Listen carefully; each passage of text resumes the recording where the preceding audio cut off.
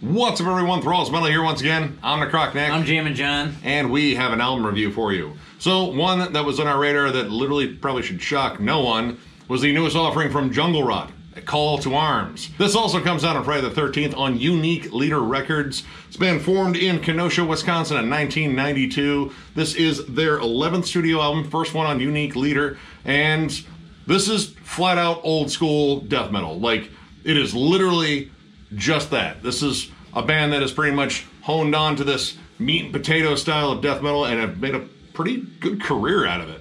We've seen these guys, what, three times? I think 3 times. I think. Yeah, I'm pretty sure of it. Hold on. 1, 2, no, yep, 3. 3? Yep. And did they kill it live? And their shows are very memorable. In fact, we were just reminiscing over the time the dude broke his fucking leg at one. Leg went all floppy, like a flipper. It was so bad. It was so bad, and he didn't even realize it was that bad. He tried to walk on tried to sit down at the bar like, I'm going to just enjoy the rest of the show. And his buddy was like, dude, that shit's broken, man. Right. And it wasn't until he tried to walk on it. It was bad. It was bad. Probably made a crunch like someone snapping celery. That's my guess. Anyway, all their shows are very memorable for us, but mostly because they're awesome music. And we were definitely interested in this one because it had been a while since their last album, which their self-titled album was a fucking beast. Yes. It was, honestly, I'd say one of the best in their discography, so we're kind of curious how they would follow it up. And, well, what we got is a Jungle Rot album, for damn sure. Like, it is unmistakably them. It's 100% Jungle Rot. Yeah, groove-laden, old-school death metal riffs, lots of thrash metal riffs, kind of a hardcore bite, a little bit of groove metal to it. It's pretty much everything that's been in the Jungle Rot stew, which sounds fucking disgusting without the context. But it's everything that's been there, for years now. And honestly, like, for the most part, it's okay. Like, going through this one, it was like, I know what to expect from them, and it kind of comes with, like, varying degrees of intensity. Like, sometimes they take those same, like, basic ingredients and they whip up something that is absolutely fucking awesome. And then sometimes you just get kind of just a regular like old meat and potato sandwich. Yeah. Like it's sometimes they add a different course to the meal, but most times it's just meat and potatoes. Yeah, it kind of looks like someone took a bite out of some of the meat here and the potatoes a little bit dry. Like, it opens up very strong with the title track. And honestly, that kind of had me hyped for the rest of the album because you get some really cool, like, death metal tremolos. There's a bit of, like, Morbid Angel flair to it. It's a good, dark, kind of ominous song. Big, chunky riffs to it. Production done by Dan Swano, which, his fucking resume is pretty damn good. And, yeah, it's a solid opening track.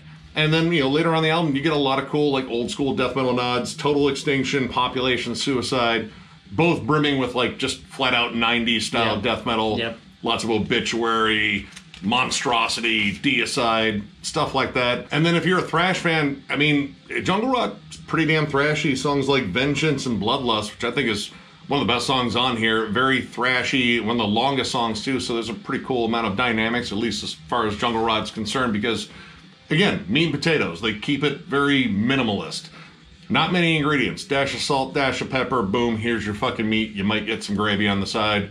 It depends on the song. This song might have delivered a little bit of gravy, but the big thrashy hooks I thought were really cool. And Genocide Imperium, also very thrashy song, good galloping chugs.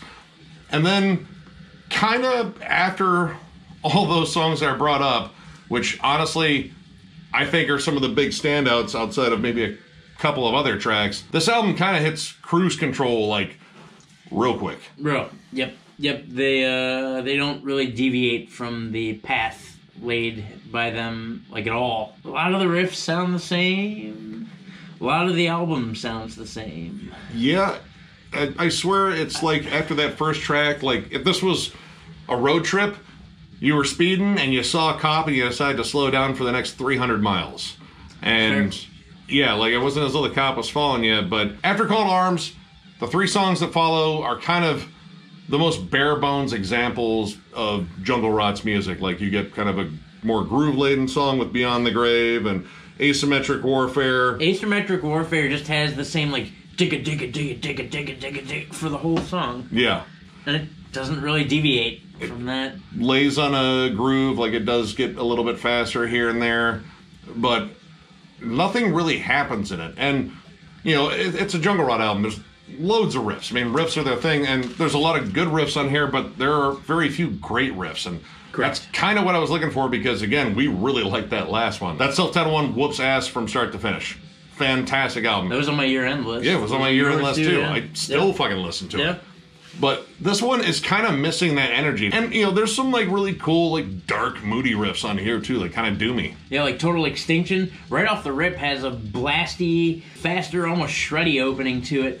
But the whole vibe of that song has a darker tone to it. Like, you get a little bit of tremolo in Haunting Future, and then Population Suicide definitely, I think, is probably the best track on this album. I mean, honestly, I would say it's up there, too. Like, between that one and Vanquish and Bloodlust, they sound like the most complete, well thought out songs. You know, and in terms, again, you know, they don't have many elements they bring into their music, but they work well with what they got, and those are prime examples.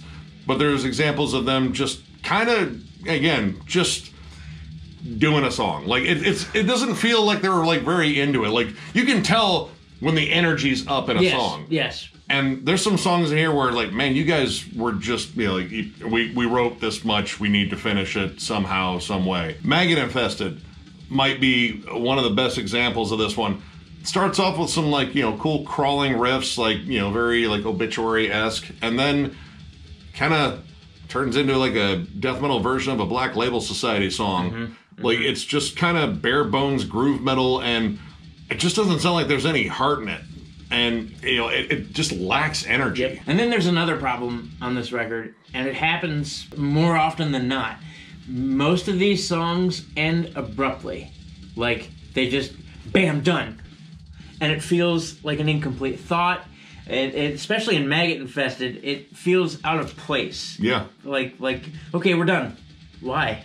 You didn't really offer anything to finish. Total Extinction was the same way. That was the first single they released, and I was like, they're done? I feel like there was still more song to go there. And that's like the shortest track on there. It's like 2 minutes and 20 seconds. And none of these tracks are really long. Even the longest one, Vengeance and Bloodlust, is still only 4 minutes and 14 seconds. Yeah. You know, I mean, everything on here is pretty condensed, pretty kept to the formula, and, you know, I mean, it's a safe album for them, and again, you have to labor the fact that this band loves the old school and loves, like, kind of the meat and potato sound. But I also have to labor the other point that they've definitely done a lot better in terms of working within that confine. Agreed. I mean, they can't all be zingers, but even so, to bring out a new album and have it almost kind of shit the bed. Like, half of it. Like, towards the end, it definitely gets stronger. Like, Death Squad, Haunting Future, Total Extinction, Population Suicide. Dude, like the last 4 songs. Yeah. And honestly, listening to this, I was like, man, this would have been a banging EP. Like, if you had stripped out some of the songs that, you know, we feel were lackluster, again, like, if you love them, cool. We didn't. But opening track, Vengeance and Bloodlust, I think was really good. Maybe the last 4 songs, maybe, you know, swap out either Death Squad or Haunting Future, but the last 2 songs you have to keep. The last 2 songs, that last song, in fact, had me going, where was this? Yeah. Where was this entire album? I mean, it's great you cap it off with such an awesome song, but at the same time, like, the middle is just kind of a slog through it. And by middle, I mean, it starts, like, the second track for me, I was like, huh? The second through the 4th track, just, it might as well have been one song. Yeah. Even, I mean, because the structure overall of the song is the same. The riff is almost the same. It's very simple. I don't play guitar, but I could dig it on an open string forever. And that's kind of what happened here. When I think of a jungle, it's supposed to be, you know, lush and teeming with all sorts of life. And unfortunately, this is, like, as dry as the fucking Sahara for the most part. And I'm a little disappointed because, again, their last album we hold in high regard, and I like a lot of their early stuff too. A lot of their albums I hold in high regard. But this one's just kind of like by the numbers, and again, I think it could have been a banger EP, but we're left with a lot of filler here. So, unfortunately, overall, I'm going to give this 2.5 stars. I think, again, banger EP. Trim it down, trim the fat off the meat, and maybe bigger potatoes. I don't know how to really work with that. I don't know. potatoes differently. I don't know. But there's definitely something kind of like wrong with this one, especially following such an awesome album. You know, they're doing the same shit. It's just there's none of the energy behind a good chunk of these songs. Like 4 or 5 of these songs could have been cast off air. You could have thrown them away or released them as B-sides down the line if you're bored. Yeah, and like you can feel the energy shift. Like when a good song comes on in here, like, dude, all right, that has an immediate hook. That is a solid fucking riff. And then when the dated ones come in, the just kind of, you know, their songs are like, that kind of sucked the energy out of the room. I love this band, and honestly, if you love this band, I still recommend checking it out. I mean, go pick it up. I'm probably still going to pick up a copy of this because I own every Jungle Rot album. Sure. Why not get and the the new album one? art is sick. Oh, yeah. I love the album art of this. And if you have a chance, go catch these guys live because they put on a killer live show. They are always fucking good. Chance the old school. Watch out in the pit. Don't get your fucking leg busted. Oh, it's bad. It was bad. It was bad. So bad. But, yeah, definitely check this one out. Don't just take my word for it. Maybe take his word for it. I'm also going to give it a 2.5. I'm going to be honest. It was boring. Death metal should never be boring. It shouldn't be. I mean, like we said, there's a couple banger songs. Definitely the end song. The end 2 songs are killer. But it really played safe. Like, I understand meat and potatoes death metal. I love meat and potatoes death metal. Look at fucking Bolt Thrower. Obituary. I mean, Jungle Rot's a great band. Most of their catalog is really awesome, and it's mostly due to the fact that it is just meat and potatoes riffs, just punchy straight to the face. But this was really lackluster. There weren't a lot by way of hooks. There wasn't a lot by the way of variation. I agree with what Nick said, too. It could have been an EP, and they could have left easily 5 songs completely off of this. Again, I like Jungle Rot too. We've seen them live. They're a great time. They're wonderful people. Yeah. They put on a great show. They know how to do what they do well. And I think they just kind of missed the ball on this one. Which happens. It does. It happens. It happens to the best of us. Still, of course, go out and buy this. Go jam Jungle Rot. You're going to love it.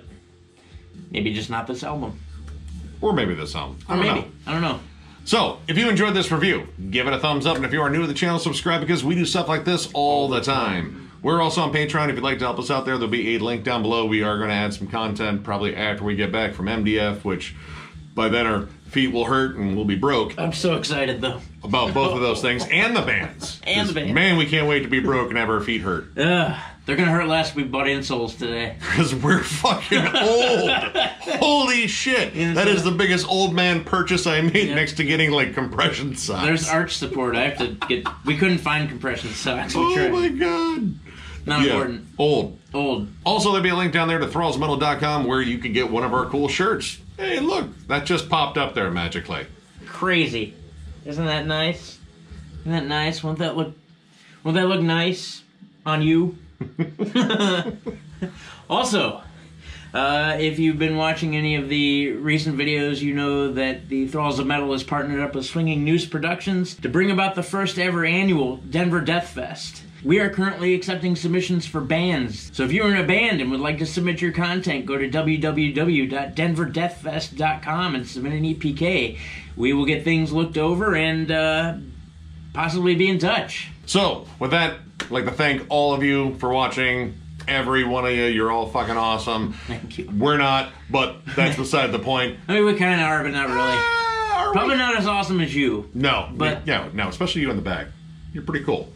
So with that, thank you once again, and we will catch you later.